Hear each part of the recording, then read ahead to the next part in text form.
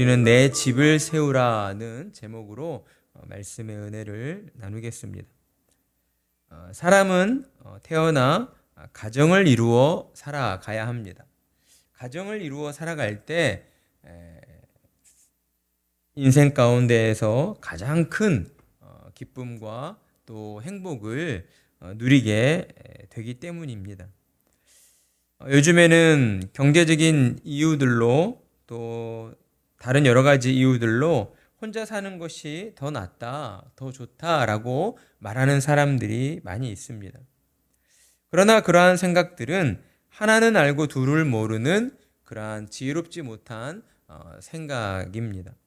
왜냐하면 서로 맞춰가고 또 서로를 알아가야 하는 그러한 시간들이 힘들고 귀찮다는 이유로 인생 가운데에서 가장 큰 기쁨을 누리게 해주는 가정이라는 복을 스스로 차버린다는 것은 너무나도 불행한 결과를 초래하게 되기 때문입니다. 그리고 무엇보다 사람이 가정을 이루어야 하는 이유는 하나님께서 사람을 남자와 여자로 지으시고 남자와 여자가 결혼하여 가정을 이루어 이 땅에서 생육하고 번성하라고 우리에게 말씀하셨기 때문입니다. 때문에 신자는 가정을 이루는 그 일이 하나님의 뜻임을 분명히 깨달아야 합니다.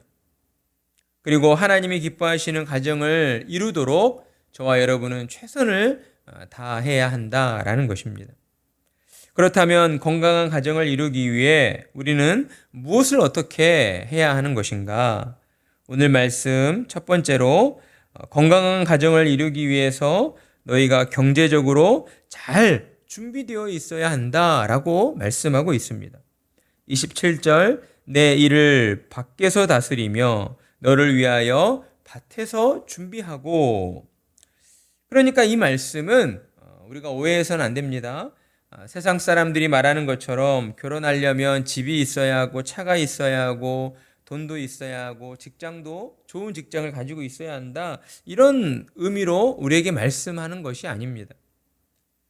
이 말씀의 의미는 무엇인가? 가정을 이루기 위해 최소한 자신의 능력을 발휘하는 그런 일터가 있어야 한다. 그로 인해서 최소한의 경제적인 그러한 수입이 있어야 한다라는 것을 우리에게 말씀해 주고 있다라고 하는 것이죠.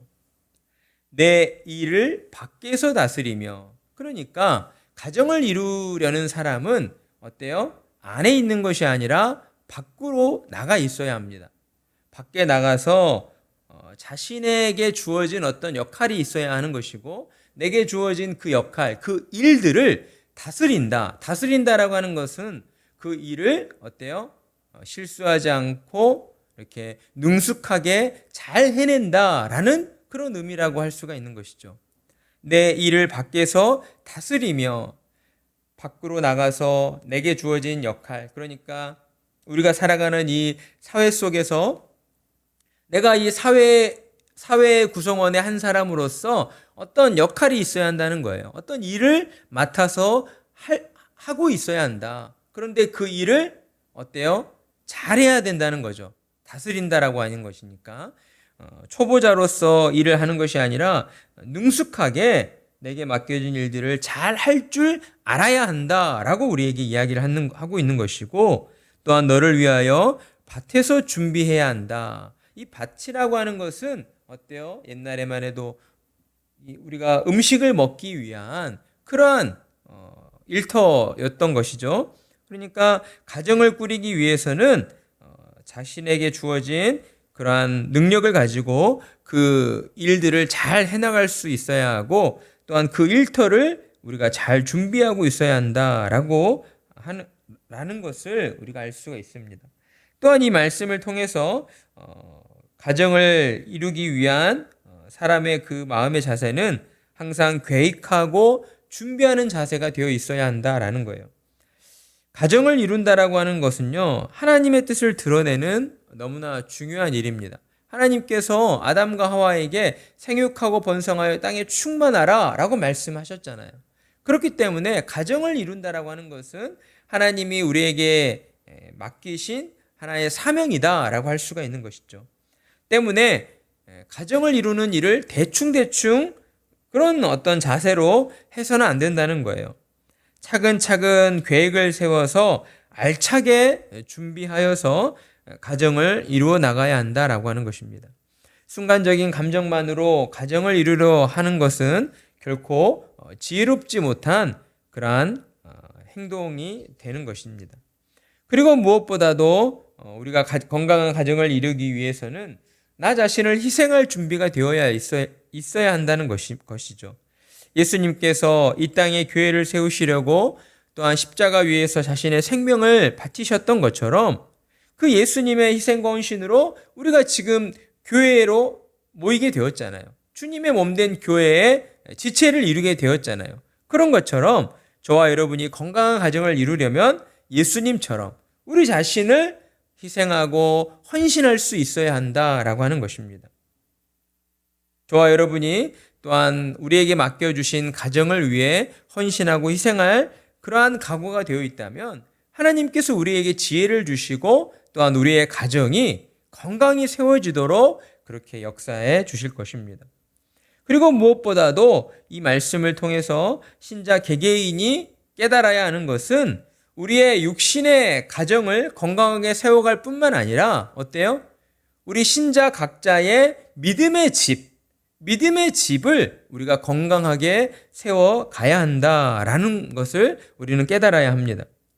건강한 가정을 이루기 위해 계획을 세우고 또 준비하면서 희생과 헌신으로 가정을 잘 섬겨가는 것처럼 우리 각자가 우리 자신의 믿음의 집을 건강하게 세우기 위해서도 우리는 어때요? 희생하고 헌신함으로 또한 잘 섬겨가야 한다라고 하는 것이죠. 대표적으로 우리의 믿음의 집을 우리가 무엇라 표현할 수 있습니까? 주님의 몸된 교회이다라고 표현할 수가 있는 것이죠. 우리의 믿음의 집은 곧 교회가 되는 것이에요. 우리가 속한 믿음의 집이 현재 어디입니까? 바로 세우는 교회입니다.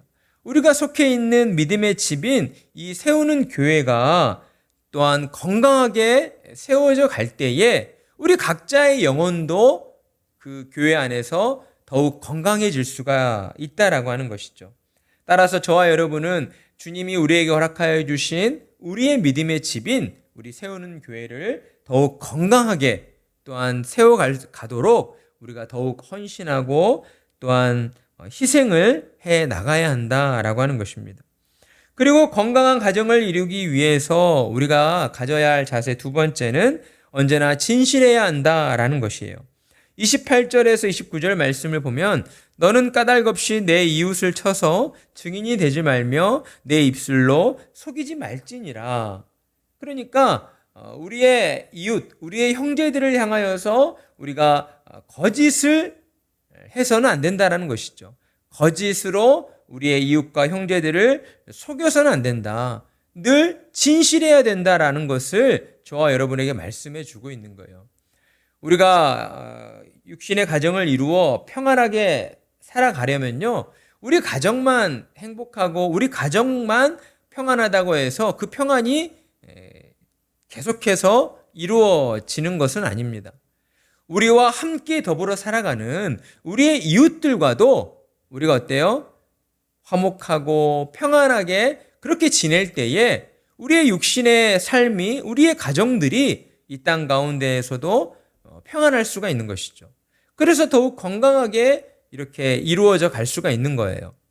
그런 것처럼 저와 여러분은 언제나 진실한 자세를 가지고 우리 주변의 이웃들을 우리가 속이려 하지 않고 또 이웃들 앞에서 더 정직하고 또 그들의 어려움과 그들의 형편을 살피고 또한 도와줄 줄 아는 그러한 믿음의 사람들이 되어야 한다. 그리할 때에 저와 여러분의 가정이 더불어 건강해지는 거예요.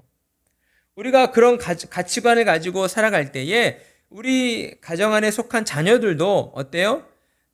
이기적인 사람이 되지 않는 것이겠죠. 나 자신만을 생각하는 그런 개인적인 사람, 이기적인 사람이 되는 것이 아니라 우리 주변의 이웃들을 또한 둘러보면서 그들과 함께 좋은 것을 나누고 누리며 살아가고자 하는 좀 더 세상에서도 사람들에게 선한 영향력을 끼치는 그런 사람들로 그렇게 살아갈 수가 있게 되는 겁니다.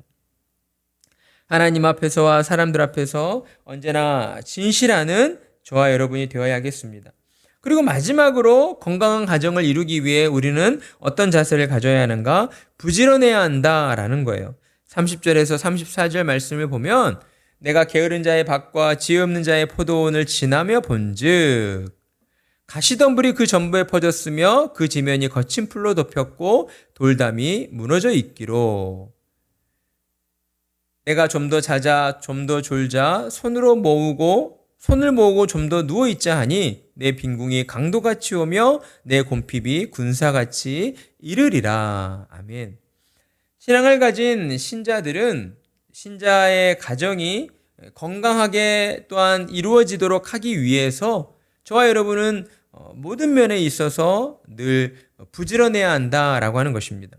특별히 우리가 주의 깊게 봐야 할 말씀은 30절을 보게 되면 게으른 자의 밭과 지혜 없는 자의 포도원을 지나며 본즉 하나님께서는요 게으른 사람을 지혜 없는 사람과 같은 사람으로 그러니까 동급의 사람으로 하나님은 바라보고 계신다는 것을 우리는 명심해야 합니다.